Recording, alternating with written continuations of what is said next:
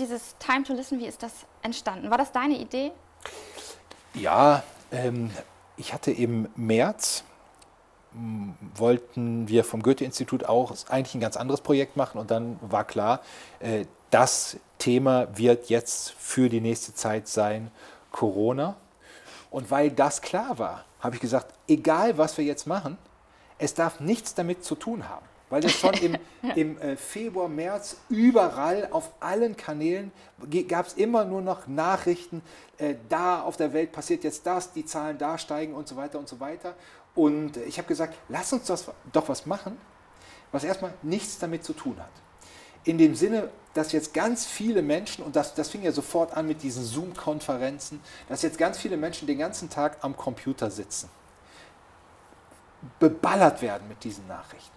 Lass uns doch was schaffen, was die Möglichkeit bietet, da auszusteigen. Und was bietet die schönste Möglichkeit? Immer irgendwo auszuzeigen? Erzählen. Und einer Geschichte zuzuhören. Und deswegen war die Idee ganz einfach. Ich habe vorgeschlagen, lasst uns doch mit den Mitteln des Goethe-Instituts, die ja ein weltweites Netz von Instituten haben und da Menschen, die vernetzt sind mit der jeweiligen Literaturszene, mit der Kunstszene und so weiter, lass uns doch eine Art Geschichtenschatz zusammentragen, indem wir Menschen überall auf der ganzen Welt bitten, erzähl doch mal eine gute Geschichte. Das war alles, was du dir gefragt hast. Nicht irgendwie ein Thema, sondern einfach totale Freiheit. Nee, ganz genau. Weil ich gedacht habe, das kennt man doch. Ja? Man sitzt so zusammen und irgendjemand sagt, boah, mir ist da mal was passiert. Oder das sind ja immer solche Geschichten, von denen man auch weiß, ja, die guten Geschichten, die man kennt. Wenn ich dich fragen würde, du hättest sofort so 5, 6, 8 Geschichten, die einem im Laufe des Lebens passiert sind, die man weiß, die sind gut. Die hat man schon zigmal erzählt, aber die sind total überraschend. Überhaupt keine Ahnung, von woher die kommen. Ja, das sind Alltagserlebnisse sein, irgendwas aus der Kindheit oder irgendwas, was gestern passiert ist. Und genau das war die Aufforderung. Erzähl mal eine gute Geschichte. Die kann durchaus, weil wir ja Autorinnen und Autoren gefragt haben, die kann durchaus auch gelesen sein. Das kann auch eine Anekdote sein. Das kann auch eine Zusammenfassung von einem Buch sein, die jemand anders geschrieben hat.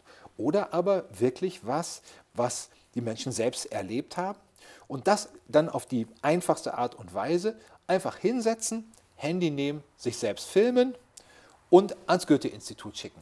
Und schon sorgen wir dafür, dass die ganze Welt zuguckt. Aber jetzt hast du gerade gesagt, Autoren und Autorinnen, da sind aber auch Theatermacher dabei, Filmemacherinnen, Schauspielerinnen. Ja. Wie hast du denn ausgewählt, wen ihr da gefragt habt? Ich habe das gar nicht ausgewählt. Ich habe ein paar Autorinnen und Autoren, die ich kenne, weil ich mit denen über Jahre zusammengearbeitet habe. Hertha Müller, T.C. Boyle, Ken Follett, habe ich gefragt, ob die Lust haben mitzumachen. Die anderen Beiträgerinnen und Beiträger, die wurden tatsächlich von den jeweiligen Goethe-Instituten gefragt. Und da ist es, so wie du sagst, viele von denen sind Filmemacherinnen und Autoren, Musikerinnen und Autoren. Das ist eigentlich nur bei uns in Deutschland so, dass sich die Künstler so festlegen, ich bin Schriftsteller. Überall anders auf der Welt sind das oft so Multitalente. Auch so ein bisschen inspirieren lassen. Ich muss natürlich sofort an Decamerone denken. Ne? Es ist ja sozusagen, hat ja auch eine Tradition, dieses Geschichtenerzählen. Wenn man drumherum, wenn die Welt sozusagen drumherum im Krisenmodus ist, wenn man nicht mehr raus kann. Ja. Wenn man auch Angst hat vielleicht. Ja, das war so. Es war durchaus, mir kam die Idee, das zu verbinden mit den Decamerone, wo ja am Anfang diese Schilderung der Pest vorwegsteht und die mündet dann ja eben sozusagen in das Erzählen der Geschichten. Ja, aber das sind ja dann oft die Geschichten, die erzählt wurden. Das sind erotische Geschichten, sozusagen ganz bewusst so lebenslustig, abgesetzt von den Todeserfahrungen, die vorher geschildert werden. So eine Vorgabe wollten wir, wie gesagt, gar nicht machen. Ja, ich meine einfach nur dieses Erzählen selbst, sozusagen Erzählen als Reaktion auf die Krise. Ja, in dem Sinne, weil du das Wort Angst gebrauchst. Ja, weil wenn ich einer Geschichte zuhöre und die Geschichte ist gut und die wird auf eine Art und Weise erzählt, die mich fesselt und vielleicht auch deshalb fesselt, weil da ein Mensch ist, den ich überhaupt nicht kenne, aber das allein schon, weil ich höre, der sitzt irgendwo jetzt in einem Land, wo ich noch nie gewesen bin und erzählt mir eine Geschichte und zieht mich da rein. Das sind alles so Momente, die mich aus der Situation, in der ich gerade sitze, in Berlin, mit den Nachrichten um mich herum, vollkommen befreien. Ja, ich gehe in der Geschichte auf. Ich nähere mich diesem anderen Menschen an. Ich finde vielleicht sogar in der Geschichte, die sie oder er erzählt, eigene Erfahrungen, Momente, wo ich denke, ach, das habe ich doch auch schon mal so erlebt. Plötzlich auf die Art und Weise entsteht Nähe um die halbe Welt herum, ja? Ausgerechnet auch in der Zeit, wo es um Distanz geht. Und das waren so Aspekte, die gewünscht waren, aber da kann man ja nur hoffen, dass die eintreten.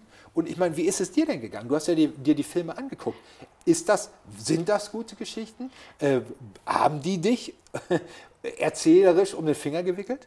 Das sind tolle Geschichten, vor allen Dingen ja auch so total unterschiedliche. Aber ich muss noch einmal kurz einhaken. Du hast am Anfang gesagt, es sollte ein Projekt sein, was nichts mit Corona zu tun hat. Ja. Und das ist natürlich eigentlich Unsinn, weil es hat, hast du ja gerade beschrieben, total viel mit Corona zu tun, weil Corona einerseits eben sowas Verbindungsstiftendes ist insofern, als es alle betroffen hat oder viele, viele betroffen hat.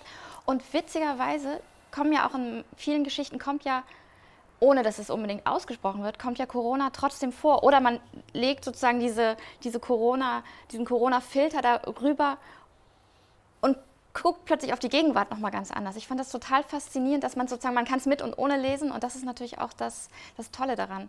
Und gleichzeitig ist ja auch in dieser Zeit um uns rum die Welt auch so seltsam fiktional geworden. Ich erinnere mich an einen Moment, da habe ich aus dem Fenster geguckt und das erste Mal Menschen mit Masken draußen durch meine Straße gehen sehen. Und dann fühlt man sich natürlich sofort an Romane oder Filme erinnert, wo so ein Katastrophenszenario losgeht und man am Anfang das sozusagen nur so eingestreut wird. Und das ist ja auch super bei manchen Geschichten. Was ich total interessant fand auch an den Geschichten, dass man ja generell gemerkt hat, dass, oder man hat in dieser Pandemiephase, gerade in dieser Lockdown-Phase, finde ich nochmal ganz extrem gesehen, was Geschichten können. Du hast gerade schon gesagt, dass es eben Nähe stiftet, dass es vielleicht auch Ausflucht bietet, ne, in so eine Vorstellungswelt und zugleich ja aber auch so eine Form der Selbstvergewisserung auf der einen Seite stattfindet. Ist kein Zufall, dass ganz viele Leute die Pest gelesen haben, zum Beispiel. Und es gibt ja auch verschiedene Erzählungen oder Geschichten jetzt hier in deinem Projekt, wo man merkt, okay, da wird schon sozusagen wie erzählerisch mit so einer Ausnahmesituation gearbeitet, was ja einerseits was Irritierendes hat, andererseits auch was ganz Schönes, weil man denkt, okay, es sozusagen, wenn es ein Erzählen darüber gibt, gibt es vielleicht auch ein Danach. Das fand ich auch immer ganz tröstlich im Grunde. Und das andere ist dieses, was mir auch so ging in dieser Phase, dass es ja so ein Ausbruch ist aus der Alltäglichkeit, auch aus dieser Taktung, in der man drin ist. Und dann kommt man plötzlich in so eine Selbstbefragung rein oder so eine Phase der Selbstbefragung, wo man sagt, okay, der Alltag ist jetzt nicht mehr normal. Wie normal und richtig sind denn die Sachen, die ich von mir denke oder die ich übers Leben denke. Und das fand ich bei manchen dieser Geschichten auch total interessant, dass man dachte, huch, ja stimmt. Und dass ich wirklich habe mir die angehört, angeschaut. Manche sind ja auch wirklich filmisch ganz toll gemacht. Und dann wirklich die mitgenommen habe und nachgedacht habe. Das war ganz schön. Ja, das mit dem, da steckt ganz viel drin in dem, was du sagst. Man könnte ja erstmal sagen, eine Geschichte ist immer ein Ausnahmezustand. Ja, das, was sich erzählen lässt, setzt sich möglicherweise immer von dem Alltäglichen ab. Ja, stimmt. Das ist einfach so dazwischen. Ja, genau. Und dann, du hast recht, die Geschichte erzählen kann nur derjenige, der sie, jetzt sagen wir ganz allgemein gesprochen, überlebt. Überlebt das. Ja? Also ich meine, da ist sozusagen im Geschichtenerzählen ist immer auch schon eine Hoffnung drin, wie du sagst, dass es ein Danach der Geschichte gibt. Und das mit dieser Verbindung, also das hat mich richtig gehend bewegt. Das sind ganz viele von den Menschen, die da mitgemacht haben. Da hatte ich noch nie den Namen gehört. Nee, ging mir auch so. Noch nie den Namen gehört. Das ist ja der große Beitrag, den das Goethe-Institut da einfach wirklich als Geschenk mit da reinbringen kann in das Projekt. Und dann solche Geschichten zu hören, zum Beispiel die eine, die davon handelt, wie jemand nach Griechenland kommt, aus Asien nach Griechenland kommt, da unglaublich gastfreundlich aufgenommen wird, diese Begegnung von Kulturen, die immer wieder stattfinden. Ja? Und da macht eben dieser Titel des Projekts, Time to Listen, nochmal einen doppelten Sinn. Das eine ist natürlich, wir alle hatten gezwungenermaßen durch die Pandemie und haben es leider noch, Zeit zuzuhören. Ja? Und wir können uns aber diese Zeit auch nehmen. Ich höre jetzt mal zu dieser Geschichte. Auf der anderen Seite ist dann natürlich auch ein Appell drin. Es wird langsam Zeit zuzuhören. Denn die Pandemie ist ja nur ein Beispiel für die Probleme, vor die wir als Menschheit gestellt sind, die wir nur lösen können, wenn wir als Menschheit zusammen agieren. Aber wie will man das denn machen, wenn man überhaupt keine Vorstellung davon hat, was die Menschheit ist, wenn man eben schon überhaupt nie Menschen aus bestimmten Ländern gesehen hat, geschweige denn mal eine Geschichte von jemandem gehört hat. Und da ist dieses Projekt eben eigentlich für mich auch eine Art Modell. Ja. Ja?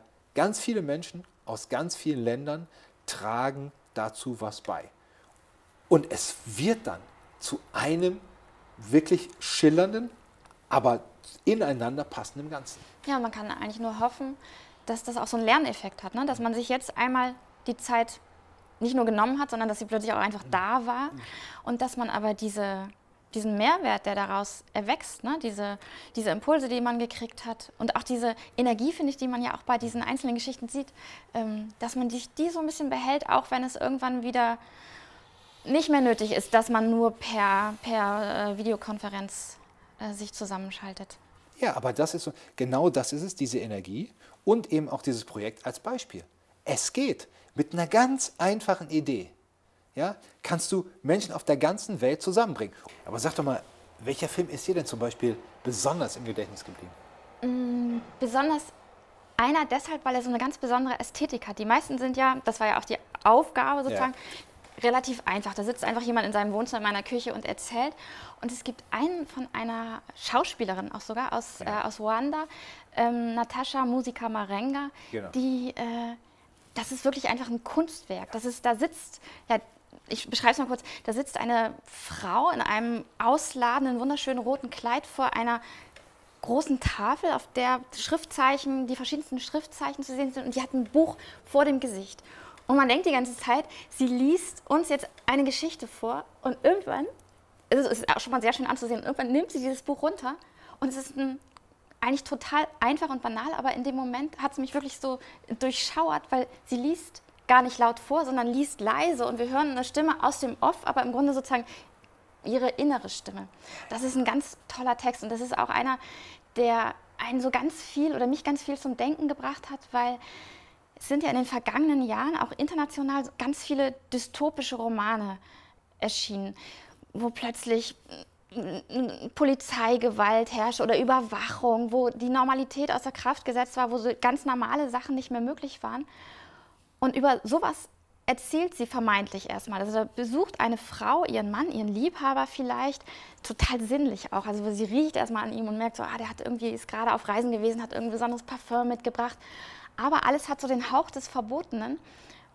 Und irgendwann denkt man so, ja, Moment mal, weil sie auch dann sagt, man darf sich eigentlich nicht berühren. Und dann denkt man so, okay, diese Dystopie, die mir da vermeintlich erzählt wird, das ist leider gar keine Dystopie, sondern das ist ganz, ganz, ganz gegenwärtig gerade. Aber dieses Hin- und Herklappen zwischen einer fiktionalen Welt und diesem, was wir eigentlich gerade vor der Haustür haben, fand ich total faszinierend. Und das zeigt aber auch, was Geschichten können, weil genau das, was du beschreibst, am Anfang, diese Geschichte fängt an und wir sehen diese Frau, die liest, ja, die vermeintlich uns die Geschichte vorliest. Und durch diese erotischen Momente darin, sie mit dem Liebhaber, denkt man, bekommt das Ganze auch so eine Intimität. Ja? Ja, total. Lesen ist ja auch was total Intimes. Dann sehen wir aber, sie liest uns nicht vor. Trotzdem bleibt die Intimität erhalten. Die Stimme bleibt da. Und dann spricht sie ja weiter davon, dass sie sich nach Berührung gesehnt hat. Und die Berührung ist eine illegale Droge geworden. Ja? Genau das, wie du sagst, kann man sofort auf Corona beziehen. Und das geht so weiter. Und dann am Ende zieht sie sich ja aus und tanzt für ihren Liebhaber. Und da wird das Bild übrigens schwarz. Ne? Das dürfen wir nicht mehr sehen, was dann passiert. Und müssen Genau, aber also das Ganze zeigt uns doch eigentlich, wie unglaubliche Nähe bis hin zur Intimität durch das Erzählen einer Geschichte hergestellt wird und wir können die dann in unserer Fantasie erleben, müssen die tatsächlich aber nicht erleben. Denn es kommt ja tatsächlich auch, trotz dieser intimen Nähe zwischen diesen beiden Menschen, kommt es ja auch nicht zu einer Berührung. Wenn man sich die Geschichte genau anhört, passiert da eben genau nichts. Sie riecht nur das Öl, das kann sie auch ein bisschen aus der Ferne gemacht haben. Sie fassen sich nicht an, sie tanzt für ihn. Also das ist wirklich sozusagen ein Liebesakt, der die Bedingungen des Social Distancing einhält und trotzdem unglaublich stark wirkt. Und der Film ist für mich auch eines der Beispiele, dass etliche von den Beiträgerinnen, die wir dazu eingeladen haben, mach doch mal, erzähl mal eine Geschichte, tatsächlich das auch benutzt haben, diese vermeintlich einfachen Mittel, mit dem Handy aufgenommene Filme, dazu genutzt haben, wirklich kleine Kunstwerke zu schaffen. T.C. Boyle hat sich da einen Spaß draus gemacht, der hat sich am Anfang da hingesetzt mit so einer Maske, aber wenn man sich den Film anguckt von Aris Fioretos, dann denkt man, er erzählt und irgendwann versteht man, die Tonspur und die Bildspur sind voneinander getrennt. Also das zeigt auch, was für kunstvolle Erzählerinnen und Erzähler bei dem Projekt mitgemacht haben. Ja, das stimmt, das ist ganz extrem so. Und gleichzeitig sind es so, ich komme nochmal darauf zurück, du hast ja am Anfang gesagt, es hat eigentlich nichts mit Corona zu tun, aber man merkt, wie sie so ganz subtil natürlich mit diesen Sachen spielen. Ne? Also bei Aris Fioretos ist eben die Frage, wer erzählt, wie passen Bild und Stimme zusammen und gleichzeitig auch ganz banal dieses Blöde, was wir eben auch alle gerade aus unseren Zoom-Konferenzen kennen. Da funktioniert die Technik nicht, aber was entsteht daraus Neues? Was ja auch können ja auch total interessante Sachen passieren daraus. Und wenn man jetzt nochmal anguckt, wie dieser Film gemacht ist. Ich habe ja am Anfang gesagt, wir haben beide gesagt, der ist total kunstvoll. Eigentlich ist er auch mit ganz, ganz einfachen Mitteln. Also da sitzt einfach jemand und nimmt ein Buch runter. Und wir sehen plötzlich, oh, wir haben uns geirrt. Das war gar nicht so, wie wir uns das gedacht haben. Das ist ja auch das Tolle, was Erzählungen können, dass sie durch so kleine Kippmomente einen extrem irritieren können. Und das ist wirklich eine Kleinigkeit im Grunde. Und genau, und am Ende wird einfach das Bild schwarz und der Ton läuft noch weiter. Also da ist jetzt nicht großartig mit Effekten oder so gearbeitet, aber es hat eine unfassbare Wirkung, weil es auch so konzentriert ist. Das ist, glaube ich, auch ganz schön. Die Filme sind ja alle nicht lang, das haben wir, glaube ich, noch gar nicht gesagt. Die sind so über so 5 bis 8 Minuten. Ja, genau. Also im Grunde so ein kleiner, abgeschlossener Bogen, der aber wirklich wie so ein, mir ging das so beim Schauen und beim Zuhören, dass es immer wie so ein Samen war, der so hingeworfen wurde und dann fängt es so an zu wachsen. Ne? Ich fand ja toll bei vielen der Geschichten, dass man nicht nur was gelernt hat über andere Länder, sondern dass man auch so anfing, über sich nachzudenken. Und mir ging das besonders bei einem Film so. Aus Taiwan kam der von Pao Chang-tsai. Ich weiß nicht, ob es dir auch so ging. Willst du kurz erzählen? Ja, ganz einfach ja eigentlich, ne? Auch wieder ganz einfach. Ja, er hat in England studiert und besucht mit einer Gruppe von Studienfreunden, fahren die nach Thessaloniki, Griechenland, und werden da auf diese überschwänglich griechische Art und Weise willkommen geheißen. Und er kann damit nicht umgehen, weil er von Hause aus, sein Vater hat ihm immer gesagt, du darfst nicht dich einfach nur dem Augenblick hingeben, nicht einfach nur genießen. Vor allen Dingen darfst du anderen Menschen nicht zur Last fallen, keine Umstände machen. Und du darfst nie irgendjemandem einen Gefallen schulden. Ja. Und das, wenn man da reinwächst in diese Gedanken, ja, das ist sozusagen das, was er von zu Hause aus mitbekommen hat, das ist so, wie man so will, die Familienkultur, wahrscheinlich auch die Kultur seines Landes. Und er sitzt da und bekommt dann diese überschwängliche Gastfreundschaft mit und weiß gar nicht. Fühlt sich schuldig, ne? Fühlt sich schuldig und fragt sich auch, könnte ich, wenn meine Freunde zu mir kommen, könnte ich das auch. Aber das ist ja, Entschuldigung, wenn ich dir da kurz, wenn ich dich unterbreche, das ist ja in dieser Geschichte oder in dieser Erinnerung, eigentlich ist es ja eine Erinnerung, gar nicht wirklich eine Geschichte im eigentlichen Sinne, das ist ja der totale Bruch. Ich glaube, das braucht ja einen Moment, bis er da hinkommt, dass er sich das fragt. Eigentlich denkt er ja so, ich kann das so ein bisschen teilen, ich bin Hanseatin. Ich habe auch immer das Gefühl, wenn ich irgendwie zu Gast bin, muss ich auch mithelfen oder so. Und dann sage ich immer, ich komme aus einer Gastwirtfamilie, ich bin das so gewohnt, aber eigentlich will ich nur sozusagen auch meine Schuldigkeit getan haben. Das ist ja, wovon er auch erzählt.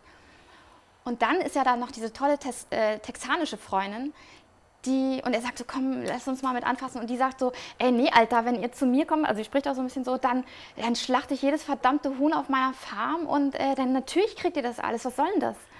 Und das ist der Moment, wo er denkt so, ja, verfluchter Mist, vielleicht will ich gar nicht einfach nur artig sein und helfen, vielleicht bin ich einfach selbst leider gar nicht so großzügig und habe deswegen das schlechte Gewissen. Und das fand ich einen total interessanten Moment, weil das ja einem selbst auch so geht, dass man immer glaubt zu wissen, warum man bestimmte Verhaltensweisen an den Tag legt.